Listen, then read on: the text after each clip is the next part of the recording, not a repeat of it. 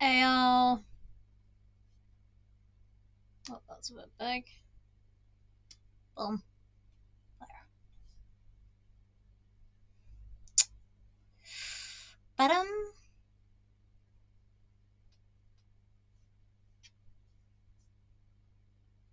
Here we go. Yes. There. Yeah. Boom. Yes. We're back again. Don't worry, I haven't been deterred from what happened yesterday. At the end of the stream yesterday. Though that was very uncomfortable, to say the least. Not gonna lie, I was on the verge of tears like 3 minutes after I ended the stream. I was just super uncomfortable and annoyed while it happened. And then after the stream, I let it get to me. Sadly, and I was on the verge of tears. But you know what? Crying is healthy. It's not bad to cry. It's okay to cry. Your feelings, your emotions are valid. But I will be addressing what happened yesterday. I will be addressing that in the stream tomorrow. I was thinking about taking a tiny stream today to address it, like we're earlier today, but well, I kind of first woke up around 3 p.m.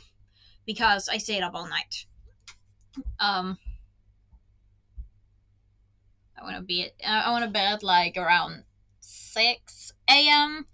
because I kind of needed to talk to my partner about what happened, and like gave me energy back.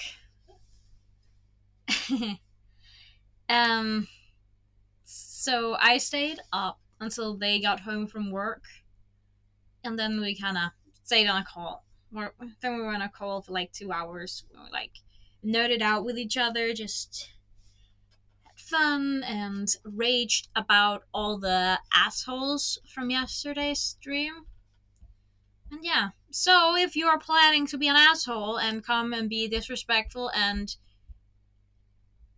yeah, fat shaming and homophobic, transphobic in my chat, if I see any sign of that, of you doing that in my chat, you're getting banned. If you're chatting in my chat, just normal stuff, sweet, okay stuff, but your name is something like trans killer, you're also gonna get banned. Because I don't want people like that in my chat. Okay? Just getting that out there. But I'm gonna save that for tomorrow. Where I'm really going to be raging about absolute dipshits that were in my chat yesterday. But hey, thanks for all the follows. You're helping me that way. You're helping me get to affiliate faster. I mean, I can ban you, but you'll still be a follower. So, thanks. If you're gonna follow me and then be an asshole and to me, you're gonna get banned, but I'm not gonna blog you because you're a follower, and that helps me get further and closer to affiliate. Which is cool. You're not gonna be able to stay and talk and chat, and you're probably gonna forget you're following me, but you're still gonna be following me. Just saying. And I'm down to there were a lot of troll accounts, like second accounts that used to follow me because I banned them. No, I timed them out in chat, so they made other accounts to talk in my chat again and follow me from them. So I'm not on 27 followers anymore. I'm on 23, but I'm still above 18, which I had before, so that's cool. But yeah, also if you're coming into my chat for if you're coming to my stream and you've only been here from the middle of the stream or something, and after 5 seconds you're saying this is boring, do something else, then get the fuck out of here, okay? I'm on book 5. You just came in randomly and judged what I'm doing by 5 seconds. That's assholery right there. So, don't do that.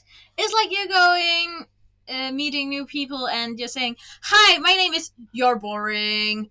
Do something else. Be someone else. It's like that, right? It's like you're going to someone you love, someone you care about, and they're like, "No, you're boring. Be someone else." Like, how would you feel if that were to happen?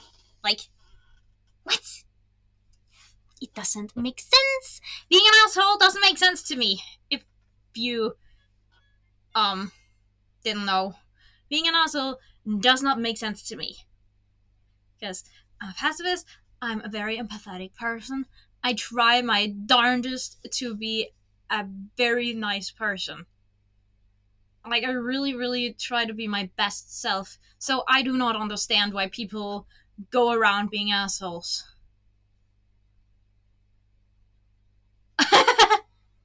Ah, that's so sweet of you. But yeah. Thanks, Eden. Don't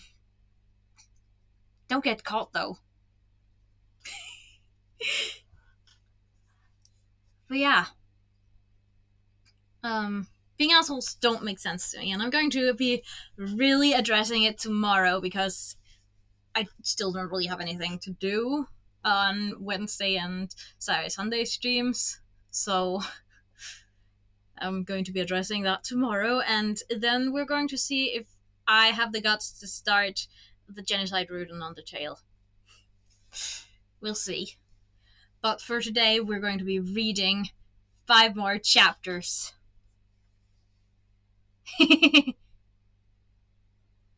Aww. You're all so sweet.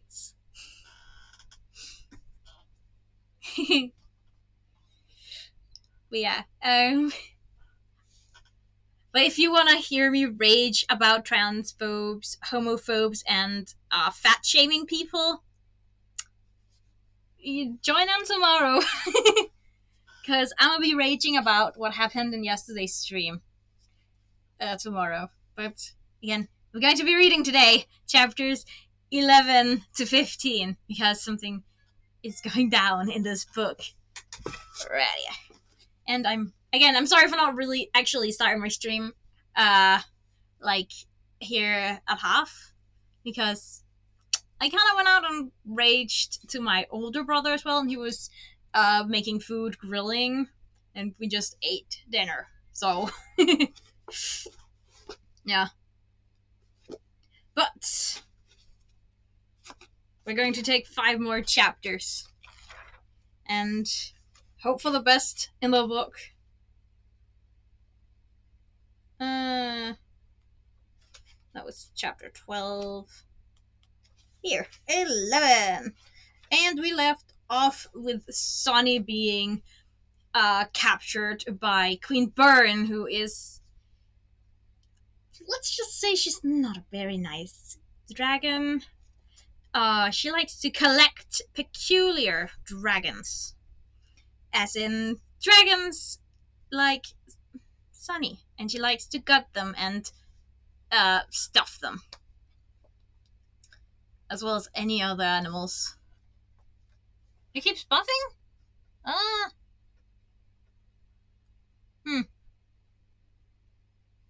have it open on I have my stream open, and I don't see any buffering from me. Could it be your internet? Maybe, because because like you're like having school right now, and also watching a stream. Could it be something like that's not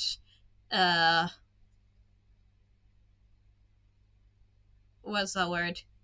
It doesn't want to cooperate with each other. It could be that. Because because I'm all good here too. My internet's actually really great right now. Surprisingly. Um, but yeah. Eee!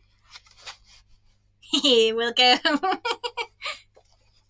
Yes.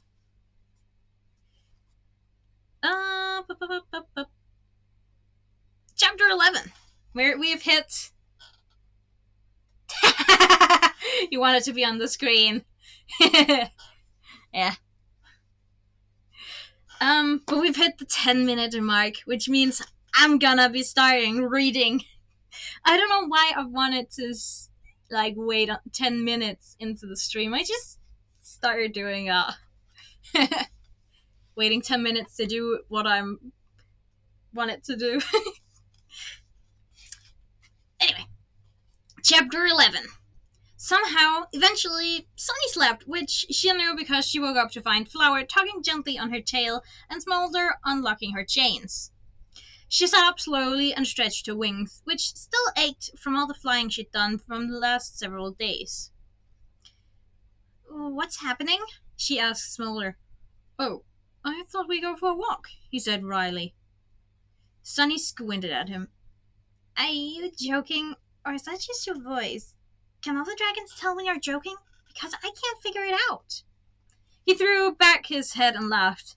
"I have heard that before," he admitted. "There was someone who used to tease me about it. She told me she was going to assume that everything I said was a joke, since that would simplify things. You can do that too, if you'd like." "All right," Sunny said. Smolder wasn't exactly the sinister prison guard she would have expected from Burn's brother. She much preferred this oddness instead, even when it was unsettling. The last chain clattered to the floor, and Smolder held out one talon so Flower could climb up onto his back again.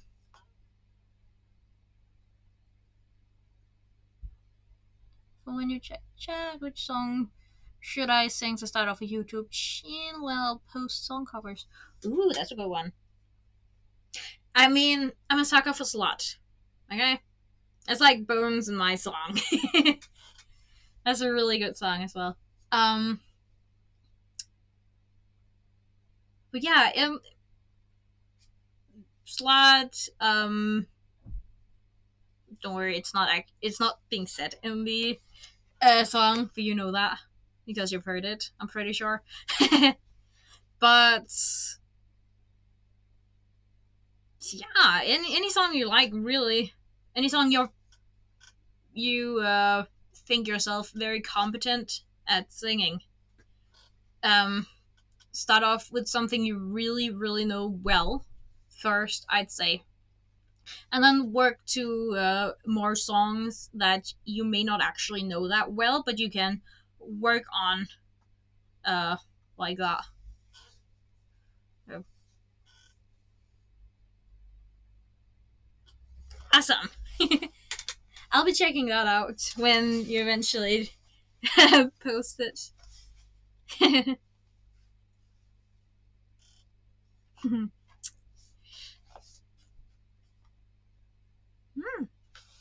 Nice.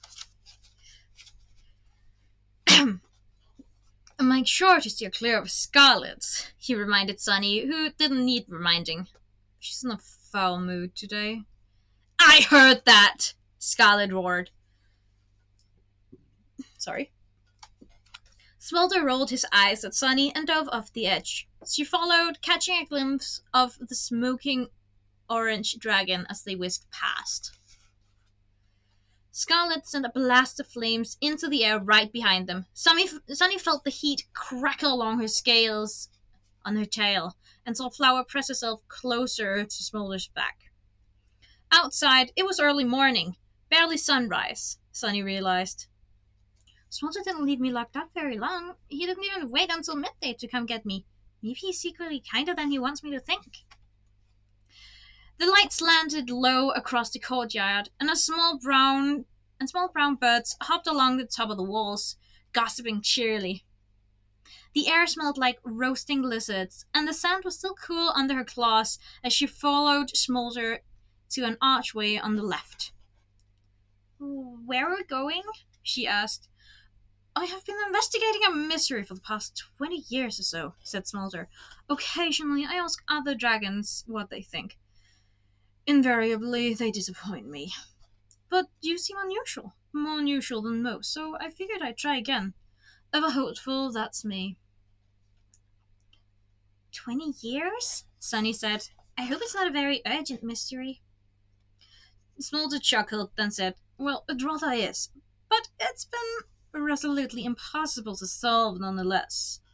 He led the way through a room of pillars, all of them carved with swirls that looked like dragon tails, and into a long hallway lined with sparkling rust-colored tiles in a spiraling pattern. Sunny brushed one of the tiles with her wings, thinking that it was the first beautiful thing she'd seen in this palace. The hallway slanted down and down and down until Sunny was sure they were on the ground, and finally it ended in a room with 4 locked doors. Smolder walked to each door and opened them with the large brass keys from around his neck, revealing 4 rooms of roughly equal size, with thick stone walls and plain grey stone floors. All of them were completely empty. The rumors about the Sandwing treasure were never entirely accurate, he said as he did this, twisting the keys in his claws. We were very wealthy, yes, but we weren't quite stupid enough to keep it all in one place. Almost that stupid, but not quite. We kept only our most prized possession in our treasure rooms, along with a backup stash of rubies, diamonds, and gold in case we ever needed it. So it wasn't our entire wealth, or a palace full of treasure that went missing. Only the contents of these 4 rooms. But they contained quite a lot. He held up a talon for Flower to climb onto, then set her carefully on the floor in front of the treasure rooms. She looked even smaller next to the massive rooms. Sunny realized that Flower was probably small enough to squeeze under the doors. The scavenger put her tiny paws on her hips, tossed her head further back, and looked for all the world like she was bored of this dragon game. So here's what I'd like to know, Smolder said. How did 3 scavengers about this size, 2 actually once they lost this one, managed to carry 4 rooms worth of treasure out into the desert? Sunny studied the little scavenger in front of her. It was actually a very good question. Flower was only about as tall as a full-grown dragon's head. She had no wings and miniature, practically useless paws. Well, maybe not that useless, she thought, remembering the sketch of her face from the night before. Could they have built something to carry it? She said, crouching to examine Flower's paws. The scavenger squeaked at her. I saw the ruins of one of their villages on my way here. Their dens looked like real houses, and there was an iron bell in the wreckage too. So they're good at making things. Maybe they made some kind of wagon to carry it in. A wagon would have left tracks across the sand, Smolder pointed out. The only tracks we found were hoof prints, 3 horses galloping flat out. You tell me how they could do that with more than 2 bags of gold on their backs, let alone all of this. Oh, you found prints? Sunny said, stepping into the first room and peering out. Didn't you follow them?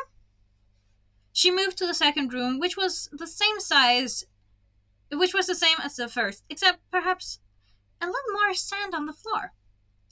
Follow them, said Smolder. If only we'd thought of that. Aha, Sunny said. That was definitely sarcasm. He gave her a crooked smile. Well, look, there was a lot of confusion when we first found the Queen's body. We all heard her roaring in the middle of the night. It must have woken every dragon for miles. That's what brought us outside the palace, thinking something terrible had happened. At first, all we found at first was Mother lying there, dead. Had one of her daughters killed her? Why not in a proper duel? Who else would dare kill a Sandwing Queen? who else could?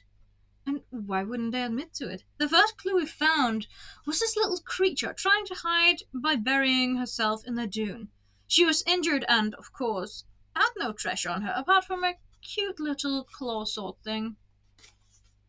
Smolder reached into a bag around his neck, somewhat startlingly produced a banana. He held it to Flower, who sat down and began peeling it with expert little twitches of her slender paws. That's when we realized scavengers were involved, so we knew they must have come here to steal treasure. Dan was so furious. We finally found the horse tracks, Smolder went on, but they had at least 2 hours head start by then. We caught up shortly before they reached their forest home, and then Byrne decided we should let them reach their forest home. His eyes went dark, watching Flower. Once they led us right to it, we burned it to the ground. Yikes, Sunny said. That's a lot of scavengers to wipe out just because 3 of them did something stupid. Bond said we had to stamp out the vermin before they began to think they could do something like that again. Smolder pointed out as if he guessed what she was thinking. So, after you burned the village, we searched for the treasure in the ashes. No sign of it anywhere. Not a single jewel or gold nugget. We tried hunting down the few scavengers who'd escaped the fire, but some of them must have slipped through our claws, and one of those must have the treasure not even 20 years later. Sunny started pacing from room to room. Something wasn't right about this story. A lot of things weren't quite right about this story. That much treasure. How could it disappear into thin air? How could scavengers make it disappear into thin air? She stopped and looked down at Flower again. The brown eyes looked back at her curiously. And are you sure the scavengers killed Oasis? Sunny asked. It wasn't maybe just really bad luck that they were there at the same time as some other killer? Smolder nodded. I thought of that, but it was a scavenger-sized spear in Mother's eye. And this part is a little weird. They cut off her tail barb, and took it with them. We never found that either. But there was a trail of venom drops and dragon blood beside the horse tracks. Sunny wrinkled her snout. Why would they do that? Why do scavengers do any of the inexplicable things they do? Smolder tossed another banana to Flower. Sunny wondered if the scavenger had any idea they were talking about her. She said, studying the rooms. Now that she was here, looking at the space and at a scavenger at the same time, the original story sounded more and more ludicrous. It was crazy enough that scavengers had managed to kill a dragon queen, but then they also stole all her treasure without getting caught and eaten? Her wings twitched with a sudden idea. Maybe the question wasn't how did they transport all that treasure? Maybe the real question was what else could have happened to it. Wait, she said. When did you check these rooms? When did you see how much was missing? Oh, Smolder breathed a flume of smoke and squinted at her. When we returned from burning the den, I remember flying back and thinking that the scavengers couldn't have gotten much if we couldn't find any trace of it. And then Bun led the way down here to do an inventory. And we found everything gone. I never figured out how Flower unlocked the doors either. Sunny lashed her tail so hard it smacked into one of the doors, sending a shiver of pain through her scales. That's it, then, she said excitedly. Someone else took it while you were out hunting the scavengers. Who didn't go with you to chase the scavengers and burn it then? Lots of dragons, Smolder said. He frowned thoughtfully at the open doors. Blister and Burn both stayed here. Blister and Blaze both stayed here. Then of course it was one of them, Sunny said. The scavengers probably didn't even get anything before Oasis caught them. They don't have your treasure. One of your sisters does. Smolder was already shaking his head. No, he said. No, that's not possible. It must be scavengers, or this war would be over already. Sunny met Flower's eyes, then looked back at him. Over? How do you figure? There's... not supposed to talk about it. You can't do that, Sunny said, flaring her wings. You can't tell me half of something and then not tell me the rest. He wrinkled his snout, looking faintly amused again. You are my prisoner, remember? He said. It's a royal sandwing secret, I'm afraid. I'll land you fancy, Sunny said. All right, I'll figure it out. Don't do that, Smolder said, with a hint of alarm in his voice. A royal secret involving your treasure that would end the war if someone had their claws on it already. Oh, Sunny said. I bet it's something Animus touched. Is that it? That must be it. Ooh, it's some kind of enchanted treasure that's like... Oh, if you're holding this, you're the Sandwing Queen? So a scavenger must have it, because if a dragon had it, she'd be queen and the war would be over. Interesting. Smolder stared at her with unfathomable black eyes for a long moment. That's not it? Sunny asked finally, nervously. That was unsettling, he said. It was just logic, Sunny said. My friend Starflight would have figured it out faster. She stopped and curled her tail around her talons. If only Starflight were here, or Clay, or any of them. Well, he said, I suppose you're likely to be dead by the end of the week anyway. Just remember that if you tell anybody, we'll have to kill them too. Aren't you cheerful? Sunny said crossly. What is it anyway? The Sandwing Scepter? He shook his head. I'm not telling you that. The Lost Light Dragon? Sunny racked her brain, trying to remember the famous pieces of treasure were mentioned. What famous pieces of treasure were mentioned in the scrolls? Stop guessing! The Eye of Onyx! Sunny said, and from his expression, she knew that was it. His face wasn't quite emotionless. His face wasn't quite the emotionless mask that Blister's was. Well, that's why the scavengers must have the treasure. Wait, no. Not, that wasn't Sunny. Well, that's why the scavengers must have the treasure, Smolder said quite quickly, as if hoping she hadn't noticed. If Blister Blaze had it, one of them would be queen instead of hiding in another kingdom. If any Sandwing had it, they'd be ruling the desert already. Sunny shrugged. So, the scavengers managed to get something, and it happened to be the most important thing. Someone else took the rest of it. I bet you anything. Smolder narrowed his eyes. Smoke billowed from his nose, writhing around his horns. In that case, we'd still have to find the scavengers and what they stole. Sunny didn't have an answer for that. She had a feeling find the scavengers meant burn down more dens, and it made her feel sorry for the squishy little creatures, especially if they were all as cute as clever as Flower.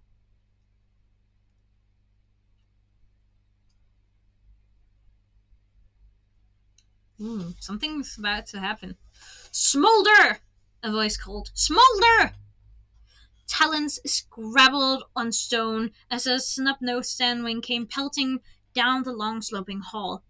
He started calling out as he ran toward them, his voice traveling across the distance.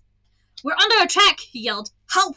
General Sandstorm is already dead. No one knows what to do. It's chaos. We're all going to die. He skidded the last several steps toward them and nearly tumbled into one of the treasure rooms. Sunny jumped out of the way of his flailing tail. Who's attacking? Smolder said sharply, grabbing the messenger and steering him back into the hallway with one brisk motion. Ice wings or sandwings? I don't know. It happened so fast. It was like they rose straight out of the sand.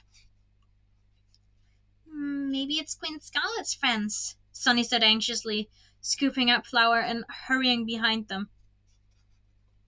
Smolder gave her a look as if he'd forgotten she was there. Remember? She said someone was coming to rescue her. What if this is them? The messenger let out a horrified squeak. We're definitely going to die. Stop that, Smolder said, giving him a quick shake. There are enough Sandwing soldiers here to fight off any invasion. He held out his talons, and Sunny passed Flower to him. Smolder set his pet gently in a side room with no windows. Stay, he said sternly, pointing a claw at the little scavenger. Flower put her paws on her hips and chattered something indignant at him, but he ignored her and swept on the corridor. And swept on up the corridor. I don't have time to lock you up again right now, Smolder said to Sunny, but I'm still watching you. If you try to escape while we're fighting, you end up back in that tower and you're never coming out again. I get it. You're menacing, Sunny shouted at him. Now, what are you going to do about Queen Scarlet? You should send more guides toward her right away. She's the one you should worry about escaping. At least I won't murder everyone on my way out. Smolder's stern expression wavered for a moment as he looked down at her. I think I should be offended that you're obviously more afraid of my prisoner than you are of me, he said. But I suppose I'll worry about that later. You! He shouted at a pair of guards running by. Find 4 more soldiers and take them to guard Burns' Weirdling Tower. With your lives! You understand? They nodded, about-faced, and took off toward the tower. Thank you, Sunny said, more than a little surprised that he'd actually listened to her. Now they could hear roars and snarls and the clash of claws outside, along with the sound and shouts and running talons all over the palace. Watch her, Smolder said to the messenger, pointing to Sunny. An unearthly shriek tore through the morning air, and Smolder hurtled into the nearest courtyard, then up into the air. Ooh, sorry. The black diamonds on his wings flared like crows taking flight as he soared higher, then backed sideways and shot toward the outer wall. Sunny ran into the courtyard behind him and spread her wings. Wait! The messenger shouted. Where do you think you're going? To see what's happening, Sunny said. I want to know who's winning, don't you? Because if it's Scarlet's friends, then I need to get out of here, no matter what Smolder thinks I've promised him. The messenger said, twisting his tail between his talons. But I'm not sure. Come on! Sunny launched himself into the sky and heard the scrambles of his claws behind her as he followed. She aimed for the highest point of the palace that she could see, a spire with an open pavilion platform at the top. The corners of the roof were carved like dragon wings open in flight, and wind chimes on each side glittered and whispered in the faint breeze. In a few moments, her claws touched down on white stone, and she took a fluttering step for balance. Spread out before her to the south of the stronghold was the battle. Aww! Hey, Elliot. Thank you. Aww.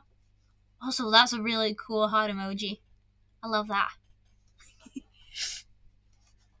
So that's a long chapter.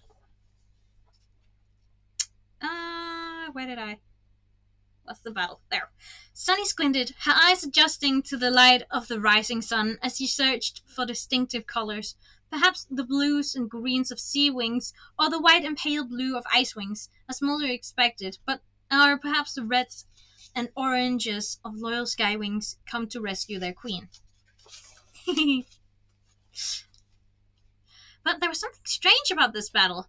Sunny couldn't see any unusual colors down there. Nothing but tan, pale yellow, and off-white scales of sandwings. Sandwings fighting sandwings. Was it Blister's army attacking? But it didn't look like a whole invading force. In fact, if Sunny had to guess, she'd say there was only about 30 dragons attacking the stronghold against about 100 defenders. And then she saw a flash of sunlight catch on a gold arm bracelet, and she leaned forward with a gasp. That's Thorn! Now that she'd spotted her, it was unmistakable. The wary pale yellow dragon was deep in the thick of the fighting, slashing a sandwing soldier with her talons and stabbing her tail as she rose into the air, then dropped below two warriors, then hurtled up to smash into another. By the way, Thorn is Sunny's mother. We just learned in one of the previous chapters. That's so cool, actually. Sunny scanned the rest of the attackers and picked out 6 claws, then quickly fighting as close to Thorn as they could. This wasn't another army or one of the Sandwing sisters. The stronghold was being attacked by the Outclaws. My mother came to get me, Sunny thought, her scales humming with joy. 6 claws must have told her the truth instead of the lie we come up with. But then she took another look at the battle and her heart sank. 5 Sandwing soldiers lay dead on the sand, but the Outclaws were still outnumbered almost 4-1. Smolder was shouting orders as he shoved the soldiers into formations, tightening the defenses, so a bristling wall of spears was ready to ram the scattering attacking dragons. One wave of Sandwings piled into the 6 claws, who staggered back with a roar, losing height, so his bloody tail swept the sand below him. Sunny watched in horror as 7 soldiers encircled Thorn, cutting her off from her allies. The Outclaws came to rescue me, and it's going to get them all killed. End of chapter 11. Oh my gosh. Well, oh dear. I really hope they make it out alive, because we just met Sunny's mom. I am going to be furious if she's going to die. Or 6 claws equivalently. They are amazing and sweet dragons, no matter what everybody says about them being criminals. They are so freaking sweet. All the the biker gangs that you hear about, everybody thinks of bikers and stuff as thugs, but the majority of them are actually really nice and are helping bullied kids to school to give them self-confidence. And so sweet. The Outclaws are the Dragon World's equivalent of bikers. Of those bikers, and it's so nice.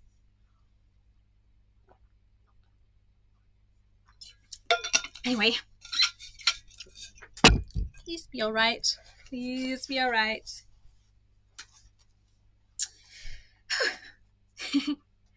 Chapter 12. Sunny paced from one end of the pavilion to the other, her heart pounding. Her eyes hurt from staring at the battle, as if she had been trying to change the outcome with the power of her eyeballs. Don't die trying to rescue me. Please, please, please don't die. It was almost killing her to watch as her mother dodged flames and claws and deadly tails. A giant sandwing slammed into Thorn's chest and tried to drive her down onto the sand. Thorn slashed at his snout and darted away, but another soldier attacked from behind her, stabbing his venomous tail down toward the center of her spine. Sunny shrieked with fear, and the messenger behind her nearly fell off the spire. What? He yelped. What is it? Who's that? At the last moment, quickly barreled into the soldier and knocked him away. Sunny wasn't sure her mother had even noticed how close that had been. She's not careful enough, Sunny thought anxiously, standing up on her back legs and flapping her wings. What's happening? The messenger said plaintively, craning to see around her. It's my mother, Sunny said. She's here to rescue me. The sandwing scrunched his snout at her. Are you sure? That doesn't sound like any mother I know. Well, that's just sad, Sunny said, trying to listen to him and watch the battle at the same time. Even your own mother? The other dragon made a noise that sounded half chuckle, half snort. My parents sent me to Burn's army to toughen me up. They said this way I'd end up as brave as a real soldier, or else dead, and either of those would be an improvement. What's your name? Sunny asked. Down below in the battle, Six Claws seized two soldiers and smashed their heads together, then whirled to slash another one's throat with his tail. The messenger hesitated. Am I allowed to tell you that? Why not? My name is Sunny. I know, he said. All right. My name is Camel. Sunny flicked her wings open and shut, brushing against the wind chimes. Camel seemed like a normal, nervous dragon. Someone she could be friends with in another life. Maybe he'd listen to reason. Do you have any dragonettes? She asked. Not yet, but my partner and I have 3 eggs hatching next month, he said proudly.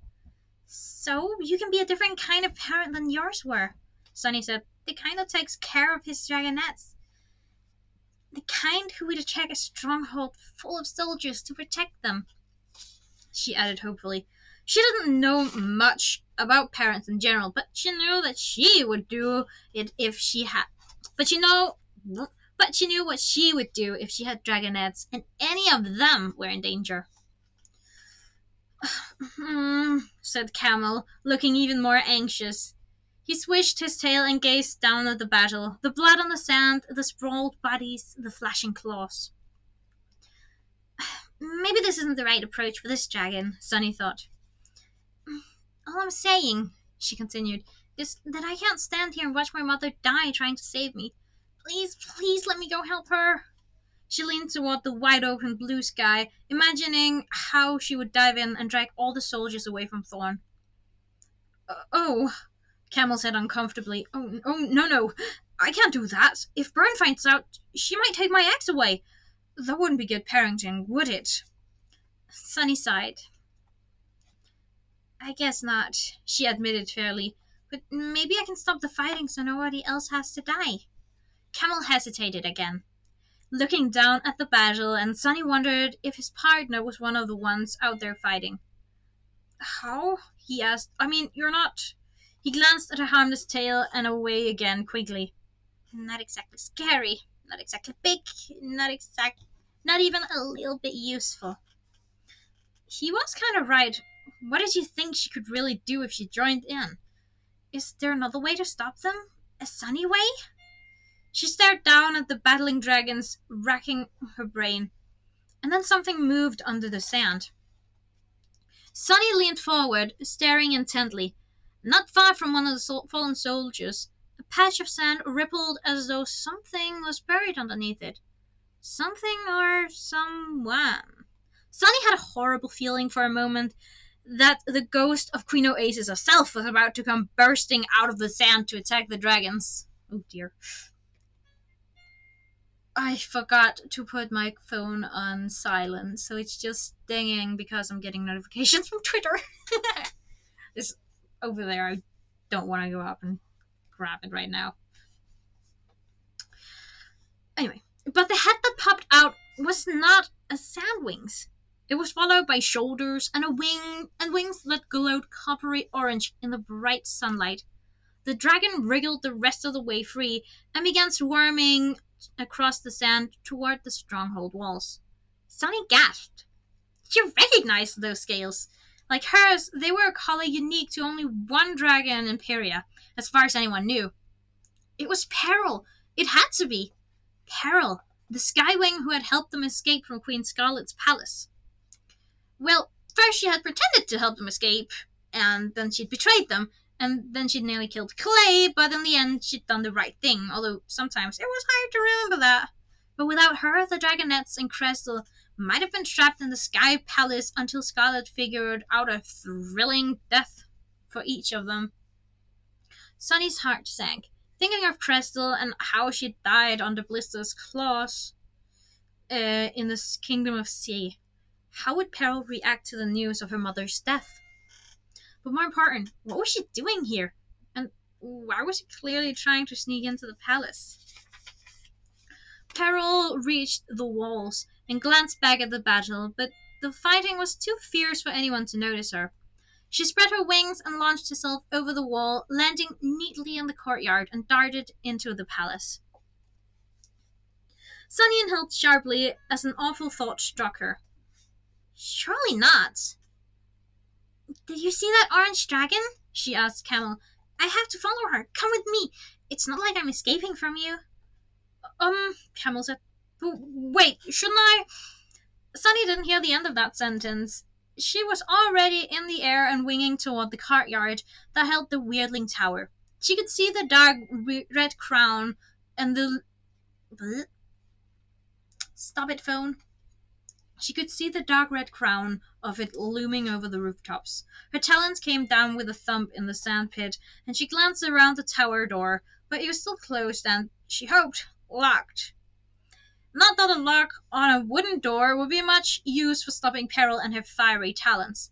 The 6 Sandwing soldiers arranged outside wouldn't be able to stop her either. They looked curiously at Sunny, but held their positions. Camel flapped down behind her, and landed on the wall, as far from the tower as he could get without losing sight of Sunny. She waited a moment, trying to calm down her heartbeat. Maybe I'm wrong. Maybe Peril isn't here to rescue Scarlet. I mean, why would she? But then she heard talons clattering over stone, and Peril came running into the courtyard.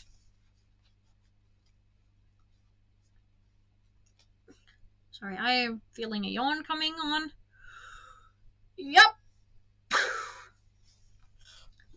These are really long chapters. Longer than I'm used to with these books. The Skywing skidded to a stop when she saw Sunny. Her flame blue eyes went wide through the wisps of smoke that rose from her scales. Hi, Sunny. Hi, Peril, Sunny said, hoping she sounded more friendly than terrified. Peril twitched nervously. She said not to let you guys stop me. Peril glanced around the courtyard, peering into the shadows with a hopeful expression. Are you all here? No, sorry, Sunny said. She knew who Peril was really looking for. Clay's not here, but he worries about you. Will you stop, phone? Damn! Did he say that? Peril asked. She touched her front talons together, the same way she had after Clay had taken her talons in his, when they had said their goodbyes, Sunny remembered. That he worries about me? What did he say exactly? Sunny said, trying to remember the last time Clay had mentioned Peril. They had been a little busy lately, escaping from the Sea Wings, invading the Nightwing Island, and running from volcanoes. But he had said something about her one night in the rainforest after Starflight had disappeared. Clay and Sunny had been curled together near Kinkaju, the little rainwing dragonette who'd been injured in the contest where Glory became queen. She was asleep, and it was Sunny's turn to watch her. Clay was keeping her company. He said, I wonder where Peril is right now, Sunny said. I hope she's all right. There's that new queen in the Sky Kingdom. And I said, Ruby. And he said, right, her. I hope she's taking care of Peril and not making her fight anymore. Peril waited a moment and then said, that's it? Well, then his stomach started growling, and he had to go looking for something to eat. Sunny said, but he wants to see you again. I'm sure of it. I bet you've had all kinds of adventures together, Peril said a little bitterly. It's been really scary, Sunny said. It seems like every dragon we meet either wants to kill us or lock us up. She glanced around at the tower and sighed. Case in point. Peril looked down at her talons. The sunlight gleamed on the gold veins in her wings. What about you? Sunny asked. Have you... She didn't know how to finish that sentence. Have you stopped killing dragons? Have you found a safe way to live around others? Have you by any chance come here to rescue a dragon who really wants to kill me? The answer is she's not, Peril said sharply. Ruby is not taking care of me. She ordered me out of the Sky Kingdom as soon as she took over. She said if I ever set claws in the Sky Palace again, she'll find a way to kill me, and I'd better believe it. She said I was dangerous and unpredictable, and she didn't want me near her subjects. Her voice broke, and she coughed, ducking under one wing. Oh, Peril, I'm so sorry, Sunny said. Don't feel sorry for me. Peril lifted her head and frowned. I am dangerous. That's not the whole entire point of me. That's not true, Sunny said. You can be whatever you want to be. I mean, I could say, well, I have no barb on my tail. I guess I'm just harmless and useless and should sit here in the corner cowering my head whenever there's a fight. But I don't want to be useless, and I'm not going to do that. Not if dragons I care about are in danger. She glanced at the sky, wondering anxiously how the battle was going and whether Thorn was still right. Speaking of which, I could really use your help right now. Peril shook herself, copper scales flashing. I can't help you. I have to rescue Scarlet while everyone is distracted with that battle outside. Sunny felt a cold shiver of fear run through her scales. She had still hoped maybe that wasn't why Peril was here. But why? She cried. I've been waiting days for a chance like this, when I could get her out without fighting anyone, Peril said. So you can tell Clay I'm trying really hard not to kill anyone. She hesitated, looking down at the gods behind Sunny, between her and the tower. I'm trying, she said again. No, I mean, why would you help her? Sunny asked, after everything she did to you. The breeze picked up into a quiet wind, scattering grains of sand across Sunny's claws and bringing her the heavy, scaly smell of fear from the sandwings behind her. They hadn't moved from their spots, but they stood tensed and ready with their weapons. Sunny guessed at least some of them knew who Peril was from their visits to the Sky Kingdom with Byrne. How many pages are left? These are actually quite long chapters. That's... wow. 2, 4, 6... There's like 7.5 still left, and... damn! How long? I know Scarlet is not perfect, Peril said. On the segment of the year, Sunny thought. But she still didn't kill me when she could have. When anyone else would have. When I was a dragonette. And she didn't throw me out. She treated me like I was special. She lied to you, Sunny pointed out. About Crystal. And about the black rocks she said you had to eat so you could never leave her. She was using you, not taking care of you. She took better care of me than my mother did, Peril flared. And from what I saw, Crystal isn't the nicest dragon in the world either, right? She hesitated again, then said tentatively. Have you seen Crystal? Do you know where she is? I've been wondering if I should have gone with her when she asked me to. Sunny's heart sank. She didn't want to deliver this news. But I can't lie to her literally 20 seconds after I just accused Scarlet of so much lying. I don't know how she'll react, but I have to tell her the truth. Peril, she said softly. I'm really sorry, but Crystal's dead. Peril stared at her for a long moment, her odd eyes glowing blue and black, and then slowly, like a mountain crumbling, she collapsed to the stones and covered her face with her talons. No, she said. It's not a way. I said we'd find each other again. I know, Sunny said, wishing she could wrap her wings around Peril the way Clay had. But Clay was the only dragon she knew who could touch Peril without dying. I know. Oh, Peril, I'm so sorry. Listen, she said desperately. Her anxiety about the battle outside was making every scale on her wings feel like jumping off and flying away. Listen, I'm like you. I thought my mother didn't want me either, but I just found out that's not true. Just like you, my mother wanted me the way Crystal wanted you. Except I'm so afraid she's going to die before I get to know her, and that's why I need your help. Please, Peril. She's attacking the palace right now, trying to rescue me, and you could save her. I'm sorry. I know it's awful to throw all that at you at once, but I really need you. Peril pressed her talons into the stone and sat up. She took a deep breath, exhaling smoke in a cloud around her wings. Finally, she looked down at Sunny with an expression as though she was trying to find any small parts of herself in Sunny's eyes. Tell me more. Her legs trembled as if they might not keep holding her up, but she listened intently as Sunny explained about Thorn and the outlaws. All right, she said at last, when Sunny paused for breath. I'll stop the battle. But then I'm setting Scarlet free, so don't try to get in my way. But that's the deal, Peril said stubbornly. I've already lost one mother. Scarlet's what's left. So she's the best I can do. Okay. There you go. There's her.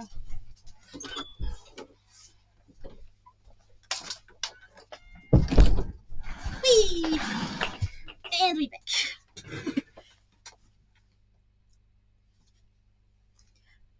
Sunny curled her tails around her talons. She was very, very worried about this plan, but there wasn't time to keep arguing, and what could she say?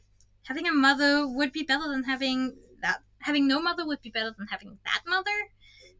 What did she know about it, really? Thank you, she said instead. I trust you, she added. She wasn't sure she really did, but she wanted to. I know you can. I know you can do this without hurting anyone. Camel said unhappily from above them. I really think I shouldn't let this happen. You can't stop her, Sunny said to him as Peril shot into the sky. And your job is to watch me. That's all Smolder said. I'm not going anywhere, see? Well, except back up to the pavilion to watch. Come on! She followed Peril up and watched the shimmering copper scales flash toward the battle outside the walls. From the high pavilion, Sunny could see 2 more corpses lying below the battle. But after a heart-stopping moment, she realized that neither of them were Thorn or Sixclaws. She stared at the battle intently until she finally spotted her mother, grappling claw to claw with a soldier. Smolder was there too, not far from Quibbly, shouting orders and darting around the formations.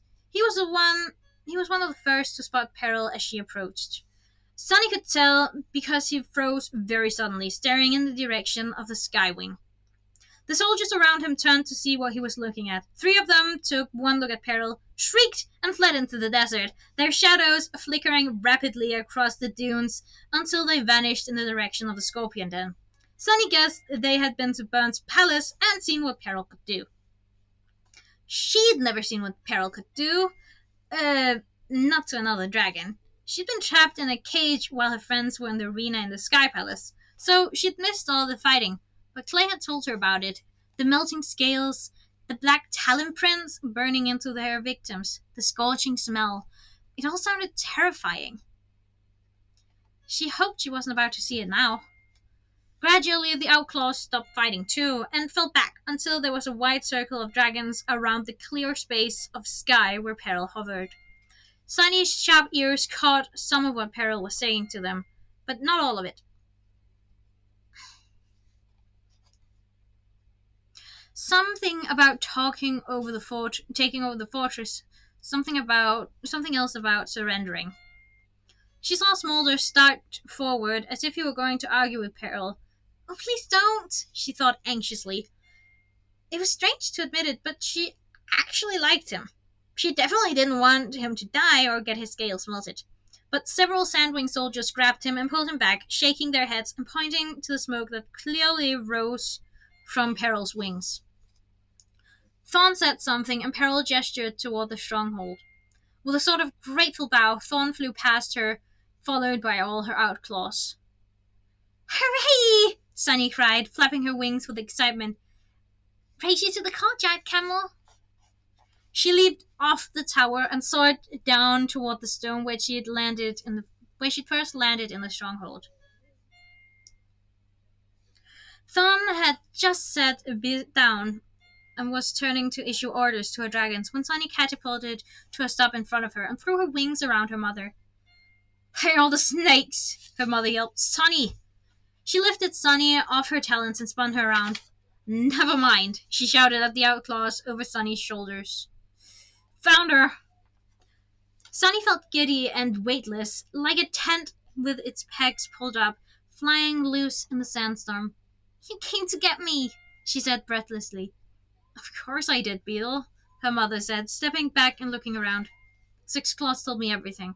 I spent 7 years looking for you. I wasn't about to lose you after only 10 minutes of conversation." She grinned with all her teeth. "Besides, I've always wanted to invade Burn's stronghold. I take it she's not here." "Luckily," Sunny said, "I doubt she'd have surrendered as graciously as Smolder did."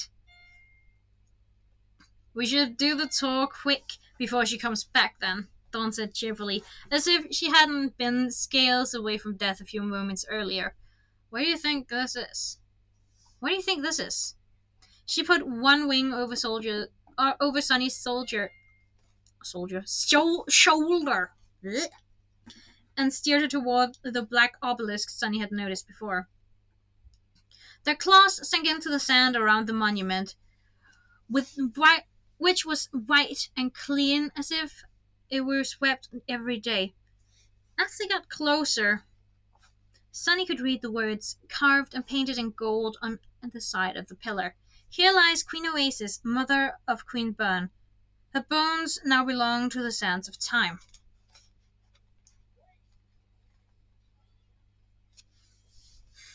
"Yikes," Sunny said, suddenly realizing what it meant. She scrambled sideways off the sand, pulling Thorn along with her. "Queen Oasis is buried under there, right below us." "Probably where she died," Thorn guessed, looking up at the walls Byrne had added after she took over. This would have been right outside the original palace, where the scavengers attacked her. She peered at the inscription again.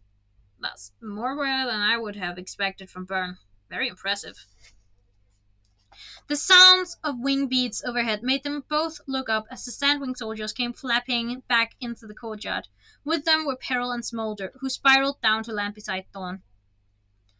"I'm going to be in so much trouble," Smolder said to Sunny with a sigh. "Burn might actually kill me this time, losing you and Scarlet in one fell swoop. That's probably worse than anything my brothers ever did."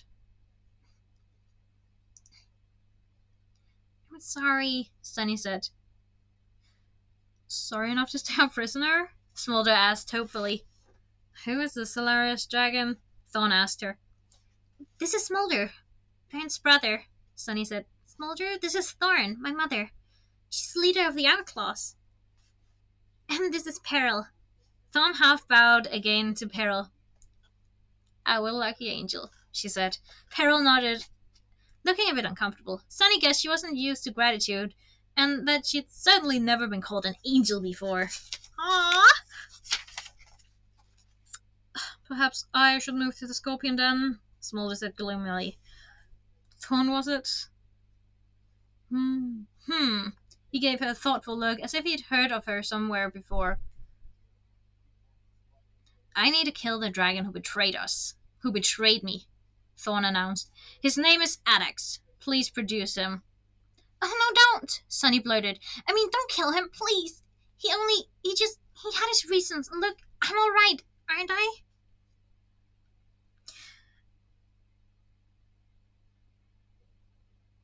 Am I gonna look at notives? I don't know. I mean, on Twitter? I mean, I could. I mean, the chapter's almost over, so. You're spamming on Twitter!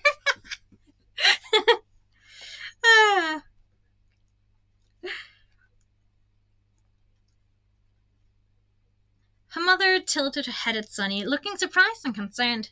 "Don't you want to punish him? Aren't you angry?" "Am I?" Sunny glanced at the barracks of soldiers beyond Smolder. Somewhere in there, Adax had been reunited with his family, and somewhere in there, he was probably hiding right now, knowing what might happen to him.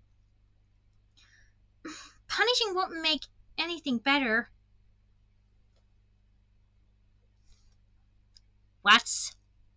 You did not." I'm gonna look at that in a moment.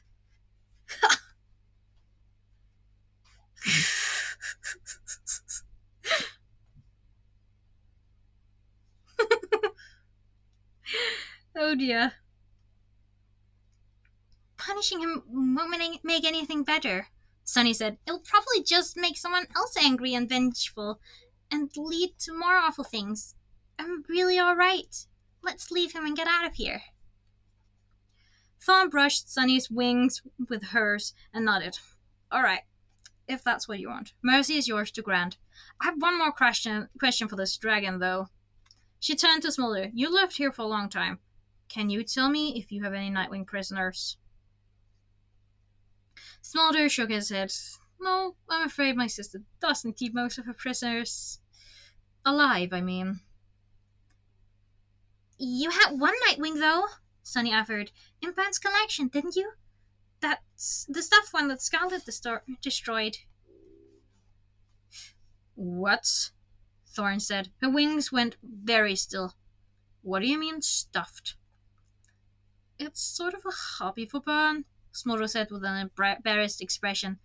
If she finds a dragon she wants for her collection, she usually kills him and stuffs him herself. I know, it sounds pretty horrible. It is horrible, Sunny told him bluntly. It's one of the worst things I've ever heard, ever. Where? Thorn said to Smolder in a cold voice. Show me this murdered Nightwing. Right now. Ooh. Okay, end of chapter 12. That could actually have been Stone Mower. Maybe. I don't know. I am going to look at that. Oh my fucking god. You...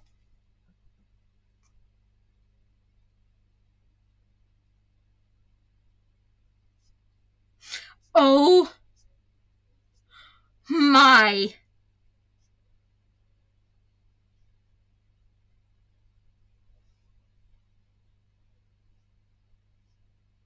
god. Oh my.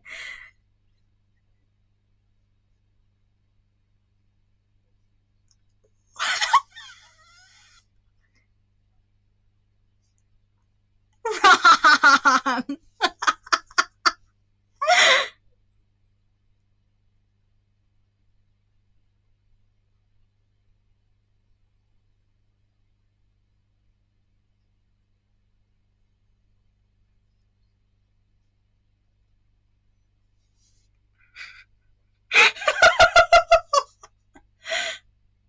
Oh my god, Ron.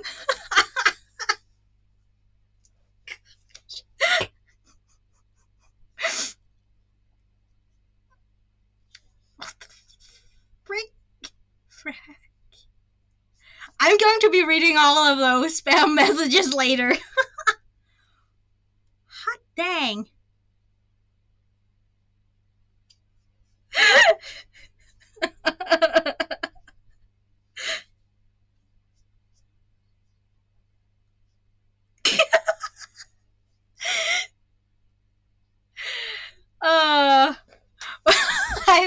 I'm going to need a bit of water for that long chapter. I literally did send so many messages.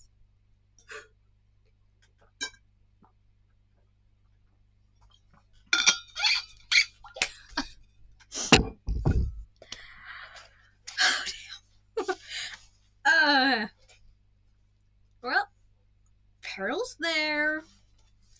Well, Peril came and saved the day.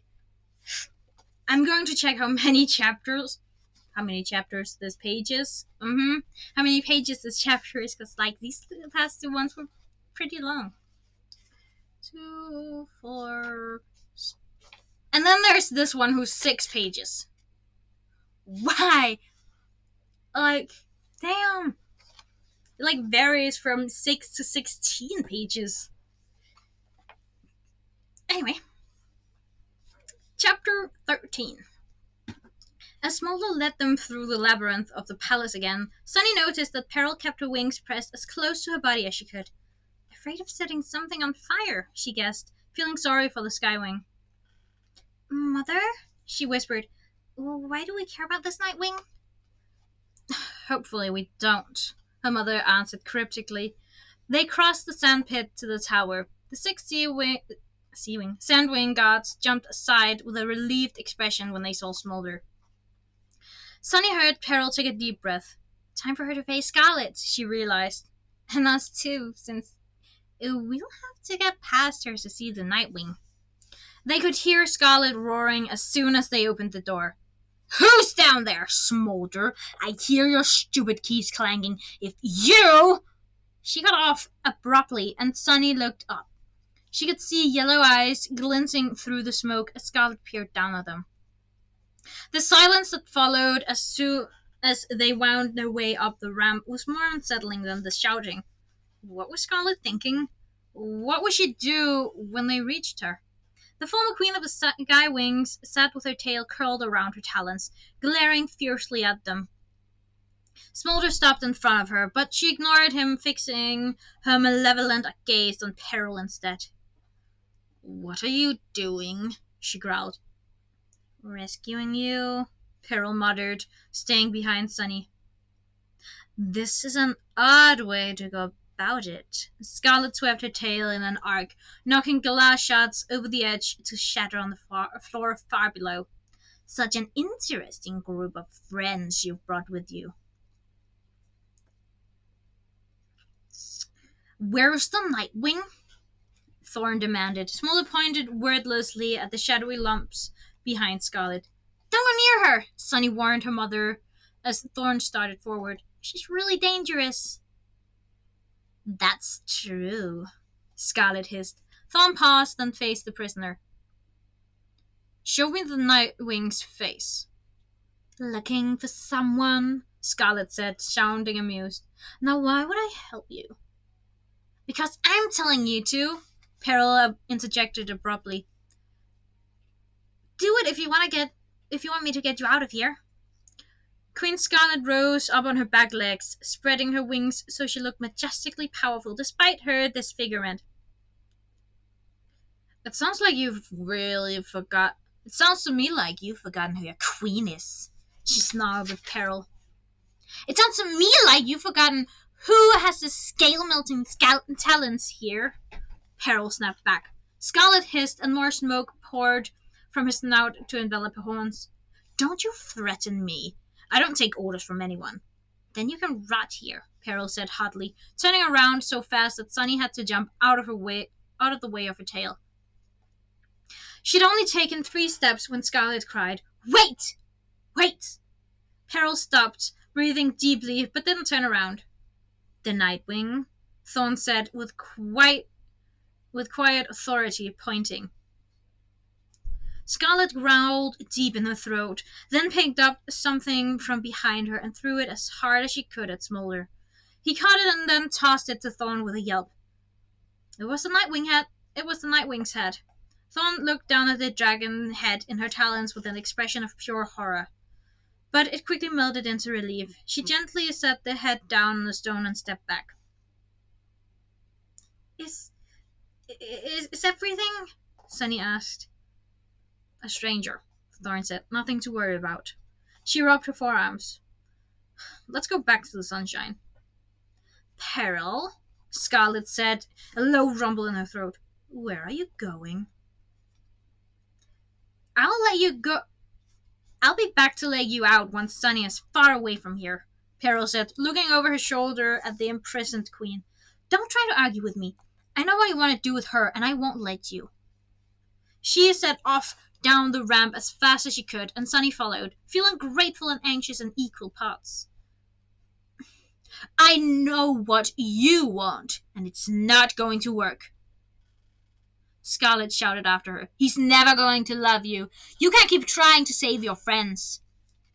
You can't keep trying to save his friends.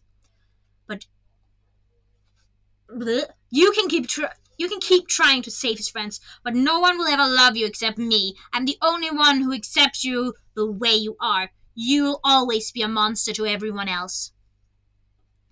Peril threw the door open, leaving scorch marks on the wood, and dashed out of the tower. Sunny caught up to her outside, where the Sky Wing was curled up small in the middle of the sand, rubbing her claws together.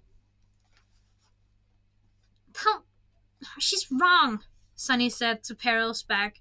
She hesitated, glancing back at Smolder and Thorn, as Smolder relocked the tower. Don't let her make you hate yourself. I can't promise you anything about Clay, but I mean, if I know him at all, I can tell you the way his heart is by helping his friends. I can tell you the way to his heart is by helping his friends.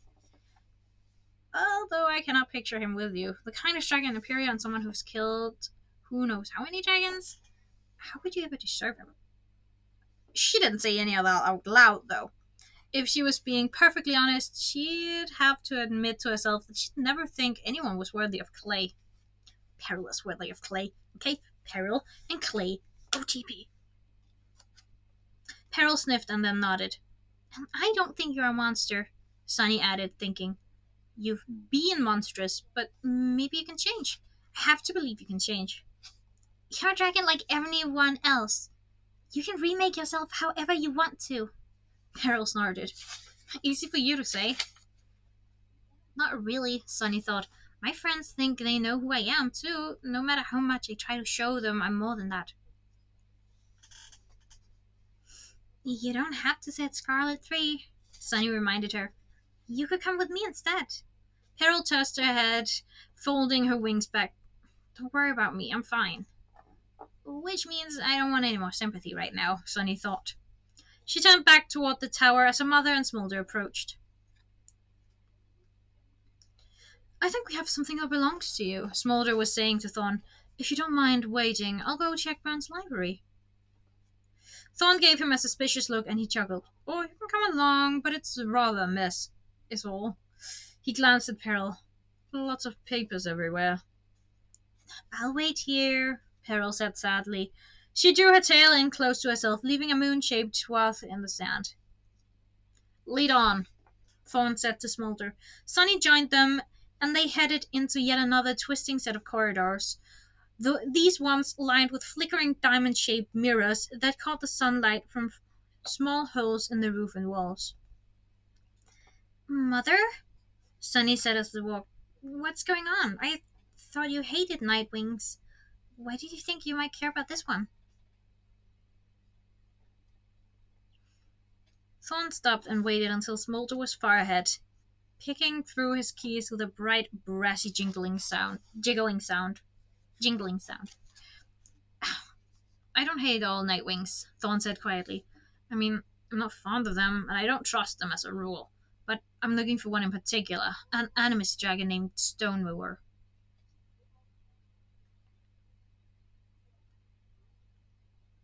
Oh dear. Stonemower is an animist? So he's the one... Oh, he's the one who made the tunnels! He must have been the ones that made the tunnels from the Nightwing Island to the rainforest, and from the rainforest to the desert. Ooh.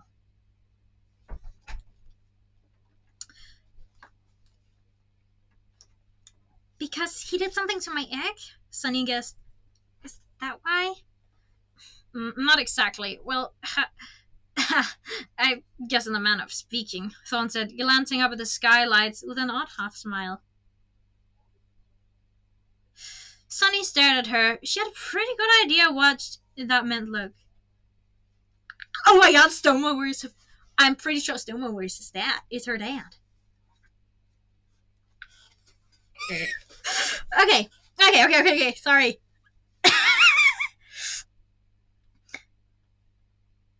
He isn't, she whispered. You wondered why you don't look like a regular Sandwing, Thorn said. So, it's because... Sunny's claws trembled with shock. Of all the theories she'd ever imagined, yes, this one had crossed her mind, but of all the tribes she'd wondered about, never this one. Never this one. Yes, Sunny, said Thorn, her voice falling like drops of water into the stillness between them. It's because you're half Nightwing.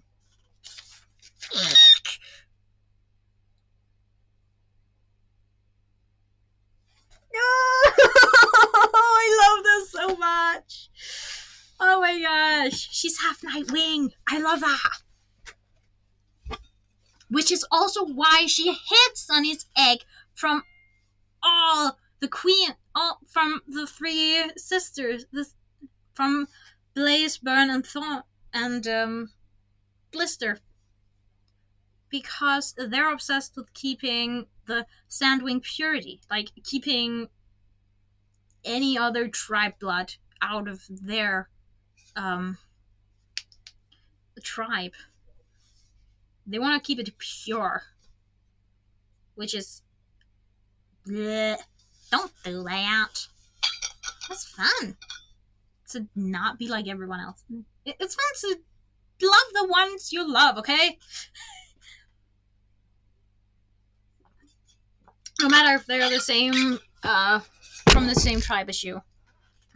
It's like people saying like, "Oh, I don't want mixed race people." Like,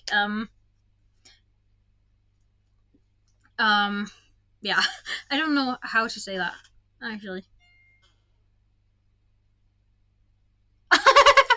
Aww. Well, I hope it's not because I'm boring to listen to. But I'm pretty sure that's not the reason why. Well, yeah.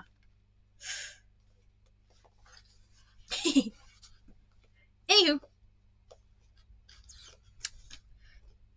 we have 2 chapters left. I'm just gonna check how many pages, because in each chapter, because the 2 first was super long.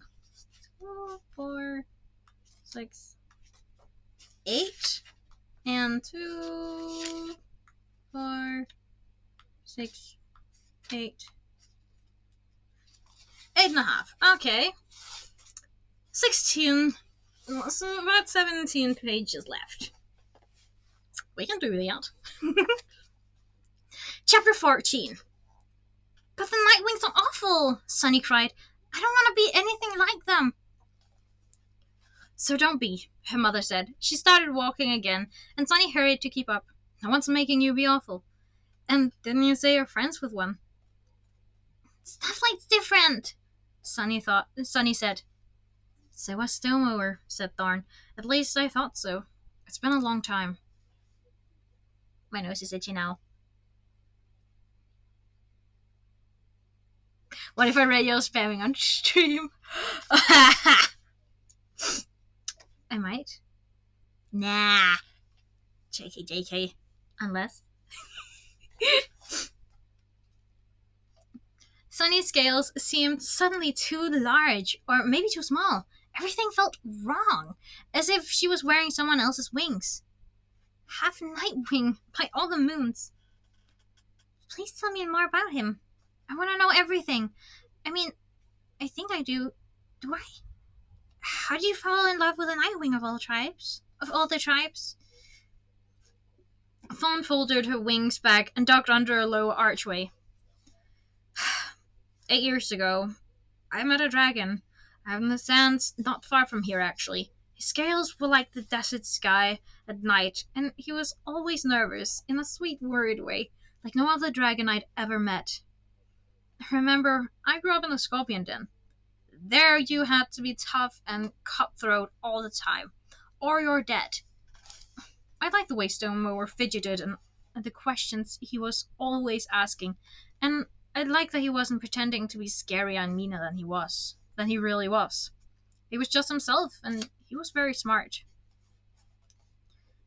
He sounds a lot like Starlight, Sunny said. She wondered if that meant anything. If she was like her mother, that means she could end up in love with a dragon who was like her father? Was that her type? Was that her destiny? Her and Starlight together? She had many thoughts about that, but no idea how to sort them out. He gave me this, Thorn said, touching the moonstone around her neck. I asked him why he was here, and he said he was trying to save his tribe. I like that too. She went on. He really, really cared about saving his tribe. I'd never seen loyalty before, because there was nothing like the Outlaws back then, not in the Scorpion Den.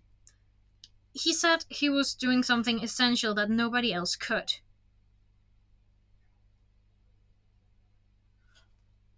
Aww. Aww. Well, I hope you feel better soon. Everybody gets sick sometimes. It sucks so bad, but it happens. And I just wish you the best um recovery from that. Remember, your body is fighting it. Your body is fighting the sickness as we speak. But stay safe, alright, Elliot? Stay safe.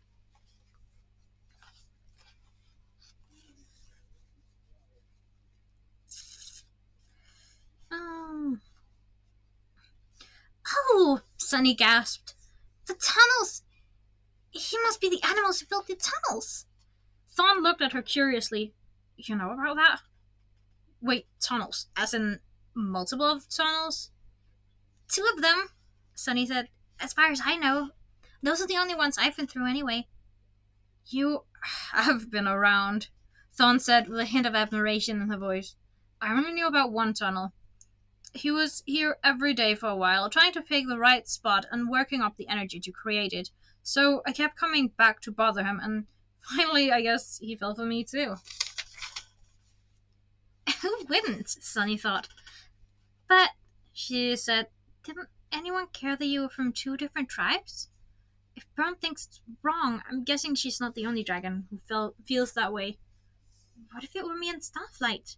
She realized she didn't really know what dragons in the outside world thought about inter-tribe relationships. It had never come up in any scrolls, and the Guardians under the Mountains have never talked about it. But they never talk about families or love at all. No one knew except Six Claws and my friend Armadillo. Thorn admitted. Stonewall was my secret. Of course, I didn't have a whole lot of other friends back then. If they knew now, Sunny said slowly, would you lose the outlaws? Thorn stepped in front of Sunny and put her wings to stop her in place. Listen to me, she said. I don't tell everyone about my past because I like my privacy. And there isn't much of that when you lead a band of outlaws. But I'm not ashamed of you or where you came from. If other dragons have a problem with it, that's their problem. It's not against the law to be with a dragon from another tribe. It's just hardly ever happens. It just hardly ever happens, that's all. Usually each tribe keeps to itself, which makes it rare, but not illegal or taboo or horrifying or anything like that.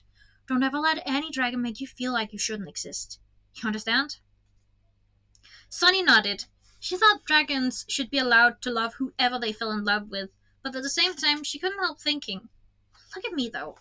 No natural weapons, no powers, scales that mean I don't fit in any tribe. I'm kind of a walking argument for avoiding inter-tribe relationships, aren't I? Her mother looked as if she could read Sunny's thoughts on her face. She brushed her front talons over Sunny's head and horns and cupped her snout. Sunny, you are perfect the way you are. So, what happened to Stonemower? Sunny asked. She didn't want to think about her weird looks anymore, at least not for a little while. He disappeared. Thorn let go of her and blew out a breath with hints of fire in it. I came back one day and he was gone. Horacio was there instead. He said it was my fault, whatever had happened to Stonemower, and never to look for him or try to speak to him again. Pompous, worm-faced, snop-head, camel turd. Oh, I'm going to start calling people that. Mother, Sunny said, nearly shocked into laughing. That's what he was, Thorn growled. Morosia. I dream about wringing his neck all the time. She sighed and her claws stretched across the stone as if they were frustrated too. We didn't like him much either, Sunny admitted. So, that was it? Did you ever see Stonemower again? No, but of course that wasn't it, Thorn said, turning to walk on again. I look for him every day. I went through the tunnel, but it led to the rainforest. Isn't that odd? I thought it would lead to the hidden kingdom, but no. I searched the whole place, but there were no night wings there. Only some very sweet, rather bewildered night rain wings. Very confusing. I never understood how that would save his tribe. I'll explain it to you later, Sunny said. Did he know about me? No, Thorn said. We were fighting a little bit, but when I found out I was with Egg, I. Uh, we were fighting a little bit when I found out I was with Egg. I planned to tell him once he apologized, but he'd gotten very strange and cold, so maybe he wasn't going to. That's what happens to Animus dragons, Sunny said. What? Banana split? Why? I first read that as banana spit.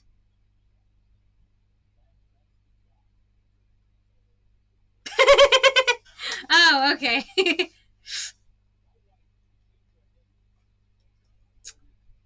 uh, that's what happens to Animus dragons, Sunny said. Whenever they use their magic, they lose a little bit of their soul, or something like that. They get meaner and colder and a little more crazy, from what I've heard anyway. Thorn stopped again and stared down at her, worry filling her dark eyes. I didn't know that. That's what was happening to him? I wonder if he knew. He must have known. Why didn't he tell me? She flicked her tail thoughtfully, furrowing her brow. So then? Sunny prompted her. So then I was afraid the Nightwings would come after your egg if they knew about it. That's why I buried it in the desert. That's why I asked Dune to help me look after it. I had no idea he was with the Talons of Peace.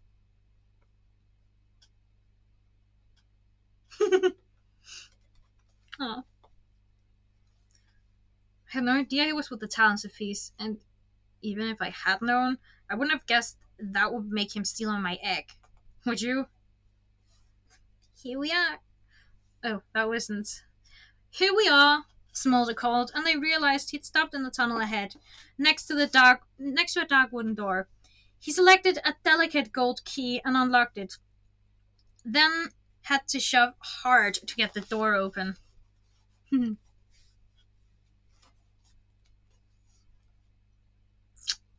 Sunny realized why they squeezed. Sunny realized why they squeezed. Sunny realized why, as they squeezed inside behind him.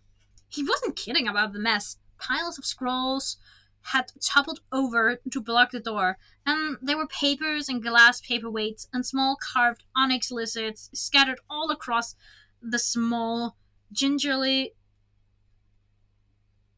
Sorry, that was the wrong. What? Scattered across a small square room. Okay. Sorry, I accidentally jumped to another line. If there had been any system of organization, there was no way to tell now. This is not Burns' favorite place, Smolder said, stepping around the piles gingerly and still knocking over several more with his tails. Can't guarantee she's ever been in here, in fact. And our mother wasn't the most organized dragon in the world either. I tried once to put it all in order. As you can see, I was wildly successful. Sunny and Thorn said the same non-committal noise at the same time. Smolder gave them an amused look, and while I was organizing, I discovered that we have a system for intercepting messages that go across the Kingdom of Sand. Well, Oasis had a system. Again, I'm not sure Burn knows or cares about it, but we have dragons to pose as messengers, and other dragons who are instructed to attack real messengers, and so a fair percentage of the letters sent in our realm come here instead. Presumably so that we can scan them for hints of rebellion or assassination schemes, which clearly we are keeping careful track of around here. He waved his claw at the disaster-strewn library. I guess that's how it seemed like and my mother always knew everything. I keep it going in case we need it one day, even though no one has time to review it all this. In any case, I thought I saw one named marked Thorn, which I carefully filed somewhere useful, I'm sure. Smolder dug his talons into a pile of scrolls, and Sonny realized with a start that there was a desk there, underneath the drift of paper. Help me look, he suggested. Thorn and Sonny waded in and began peering at scrolls and mini scrolls and thick papyrus notes. Papyrus! Wowee! Sorry, had to. Papyrus notes with scrolls of black ink on them. Sonny's wings toppled over a stack of thin, scraped stone tablets that turned out to have messages carved on them as well. Are you sure about this? Thorn asked after they'd searched for a few minutes. Maybe you remembered wrong, or maybe it wasn't anything important. Maybe, Smolder said, lifting a bowl filled with dried leaves and peering at the papers underneath. I'm pretty sure I remember it looked important though. Sunny wished she had time to read everything in here, or a way to bring it back to Starflight. So many scrolls, so many scraps of dragons' lives, moments and messages caught in between, sent and never received. I wonder if the world would be different if some of these letters had gotten to where they were supposed to go. Claws scrabbled on the stone in the hall outside, and Smolder went to the doorway to poke his head out. What is it? He called as two guards rushed by. A wing approaching from the northeast, one of them called back. Might be Burn. Sunny's head snapped up, and she flapped her wings at her mother. I have to get out of here. Oh, great moons at last. Smolder said, Sorry about this, you two. Sorry about what? Sunny asked, turning toward him as he jumped out of the room and slammed the door on them. No! Thorn roared. Sunny leaped over the scrolls and grabbed the door handle, but she could hear the key turning in the lock already. She threw herself against the wood, but it was solid and only bruised her shoulder. Smolder, don't do this! She shouted through the door. Don't give us to Burn, please! I can't let you waltz out of here, he said, his voice faint and muffled. I saw what Burn did to my brothers. I know how to stay alive. Like I said, I'm sorry. Sunny pounded on the door. At least give us a fair chance to fight her! Smolder! But she could hear his tail slithering away into the palace. He was gone, leaving her and her mother locked in, trapped and waiting for Ben. End of chapter 14.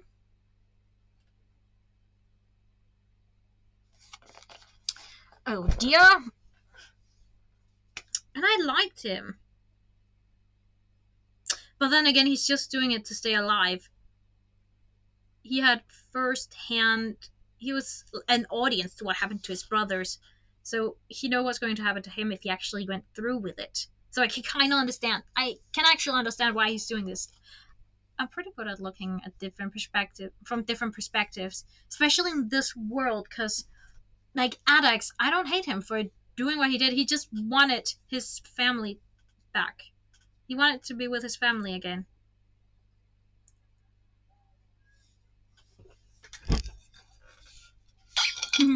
Musical music. I don't really know any musicals, so.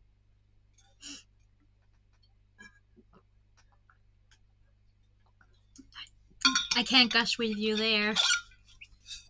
But we're on to the last chapter of the day. And no hints of assholes. So far, at least. Because, like, yesterday it was in the final chapter that the assholes came. So, we'll see. Chapter 15. Thorn picked up an onyx lizard and hurled it across the library. Blood-red eggs and fireballs, she shouted. I'm going to flay that dragon alive. Won't the outlaws save us? Sunny asked, wading through the papers to the desk. She ran her talons all over it, but there were no drawers, no place for a hidden extra key.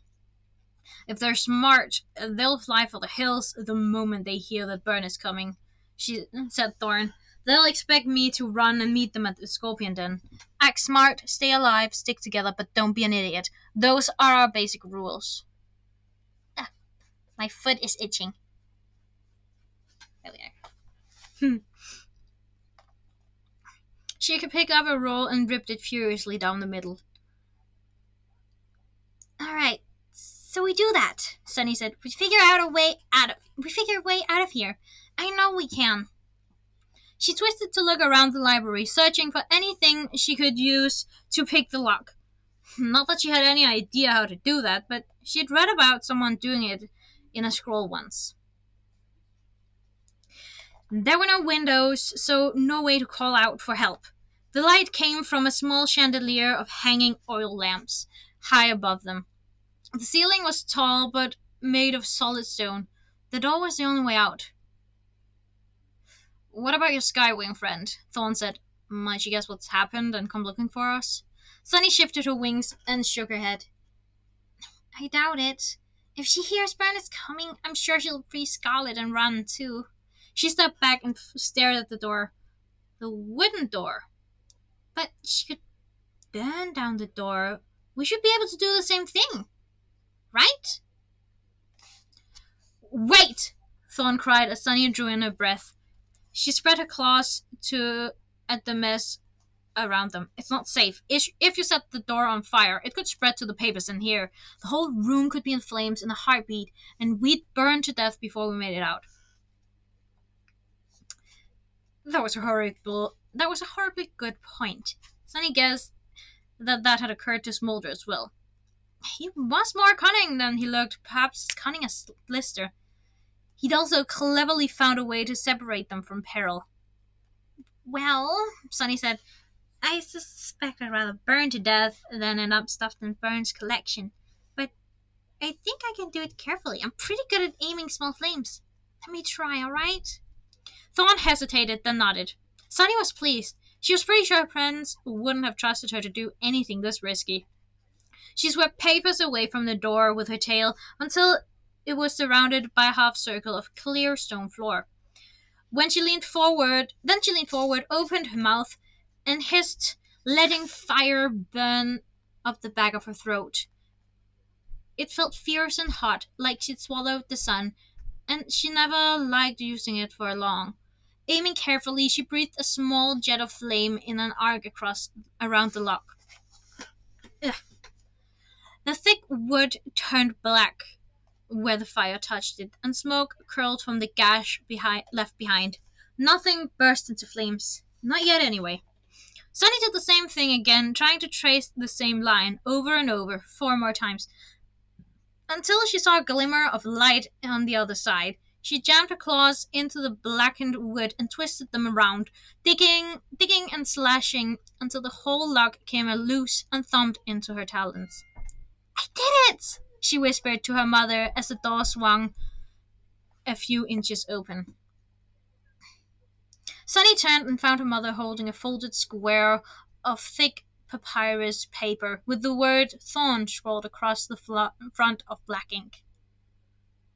There is a letter for me, said Thorn curiously. He wasn't lying about that part. How odd. Oh, say hi to your cat from me. Give them a pat on the back. Pat. Sorry, I'll stop. Also, every time anyone says "let's be," I immediately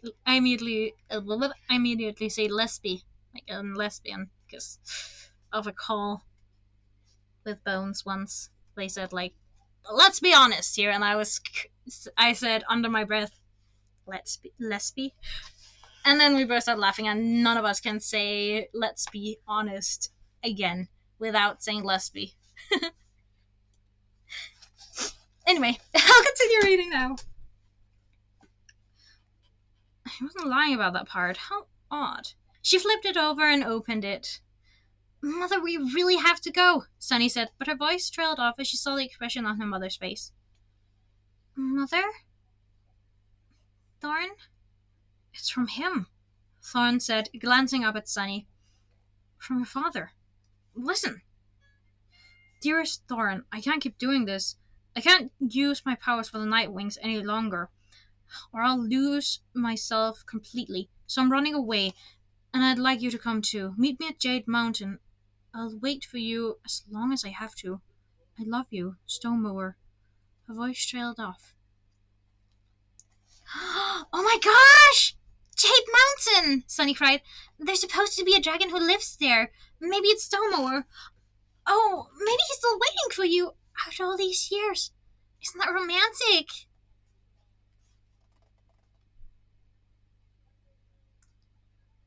That frog-faced blob of camel spit, Thorn shouted abruptly, making Sunny jump.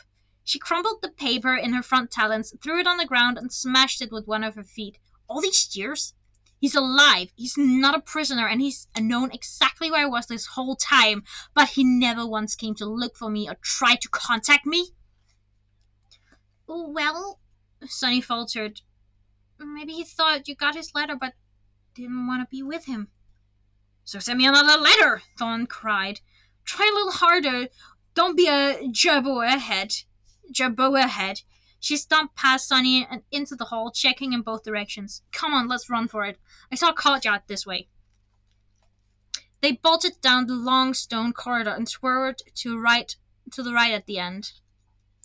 Sunny could see a patch of blue sky up ahead, beyond a wall of dark red columns. She started to unfold her wings as she ran. The prisoners! A voice shouted behind her. Prisoners escaping! Sunny's heart plunged. Uh-oh, Thorn muttered. They skidded up to the courtyard and found several Sandwing soldiers milling about there, preparing the weapons as if they were getting ready for battle. The soldiers all turned and stared at them. Go!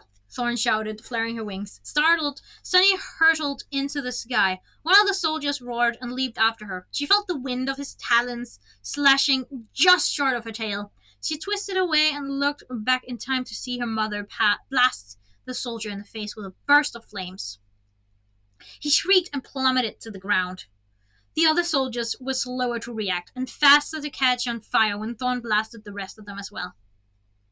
She soared up out of the shrieking and mayhem. She soared up out of the shrieking and mayhem and smoke and circled Sunny. What are you waiting for? She called. Thorn banked around and headed for the main courtyard. Sunny followed close behind her. Oh. This is not gonna go. This is not good. Oh yeah. I hope they'll be alright, Sunny said, glancing back at the flames. I hope we'll be alright, Thorn said. Oh no, Moonlickers! 6 Claws, you idiot! She swerved suddenly sideways, and Sunny saw what she was aiming for. A cluster of battling Sandwings on the stones below, with 6 Claws and Quibbly in the center of it. She heard 6 Claws roar, Where is Thorn? And then Thorn snatched a loose break from the nearest wall and lobbed it past his head, clocking the dragon behind him in the snout. I'm right here, snails with brains, she bellowed. Let's go! Without a moment of hesitation, 6 Claws and Quibbly and 20 other dragons leaped the loft, kicking off their opponents and swinging their deadly tails wildly behind them. Where are the others? Thorn called to 6 Claws as they all veered south, flying as fast as they could. Fled already, 6 Claws said tersely. Cowards. Following orders, Thorn reminded him, as you should have done. We weren't leaving without you, he growled. Yeah, Quibbly piped up. I didn't trust that smolder dragon. I knew that'd be trouble. Didn't I say so? Can't trust a royal. That's what I've always said. That's what I always says.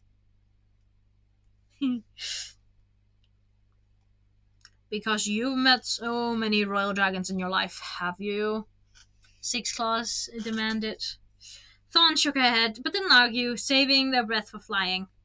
Sunny risked a glance back, but nobody was chasing them yet. She guessed the stronghold was disorganized chaos right now, with no one sure whether they were still in a surrounded stalemate. Sur- Surrendering stalemate.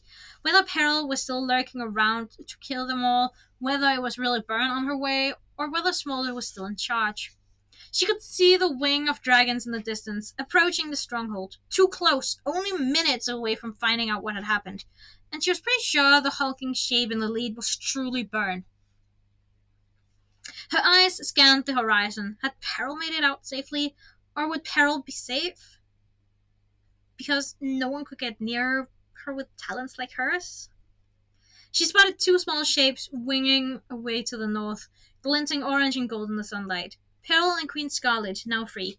Sunny shuddered. If Queen Scarlet really did know where the dragonets were, how long did they have before she came for them?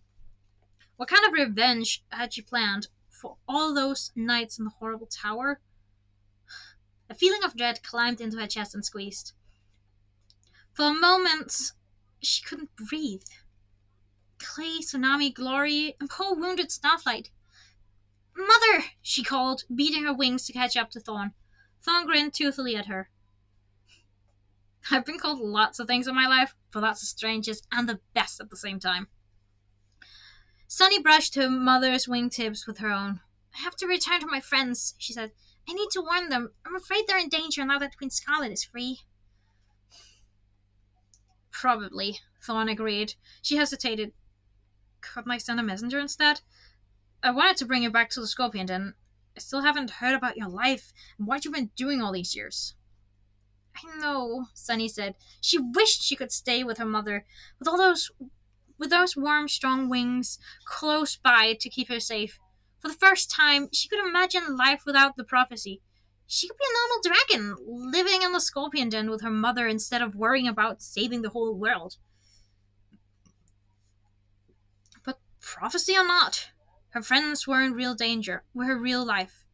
But prophecy or not, her friends were her real life, her whole life. She couldn't leave them in danger. This is really important.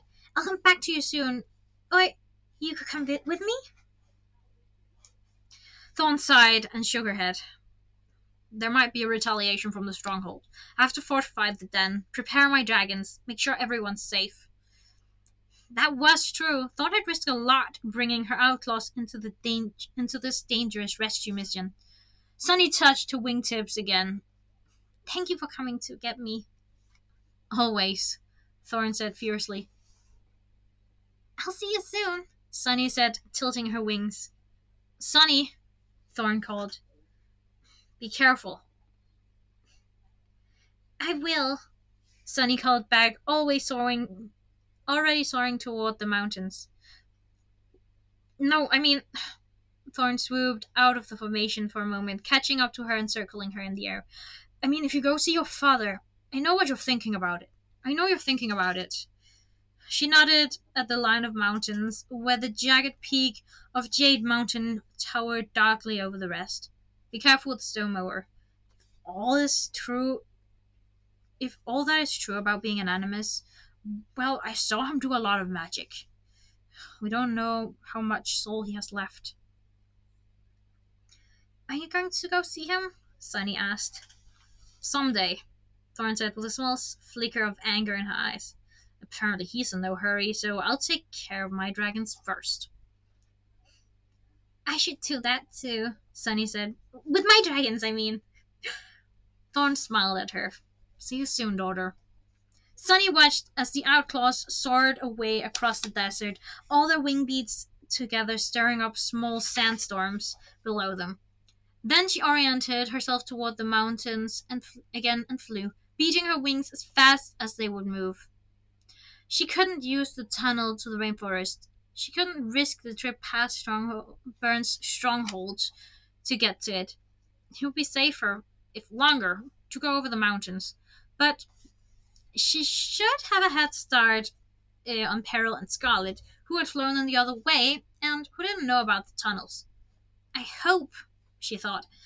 I don't think there's any way they could know. Her breath seemed to come more easily with every wing beat, even as the forest and the mountains came closer and closer. She was leaving the desert, but she was going back to her friends at last. End of chapter 15. And I can tell that. Ooh, there's not a. There's like 2 chapters left of this part of the book.